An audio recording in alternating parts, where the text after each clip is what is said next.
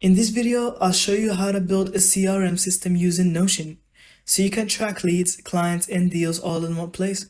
Step 1. Create a CRM database. In Notion, start with a table and add key properties like client name, email, phone status, and next action. This will be the backbone of your CRM.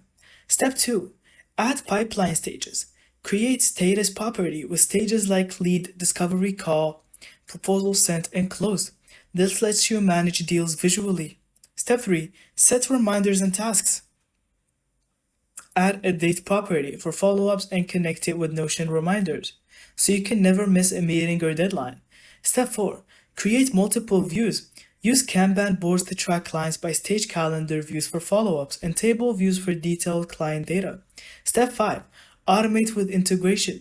Connect Notion with tools like Zapier or Make to auto-add new leads for forms or emails directly into your CRM. And that's it. That's how you build a CRM database in Notion. Thank you so much for watching. I hope you found this video helpful. Don't forget to leave us your thoughts in the comments.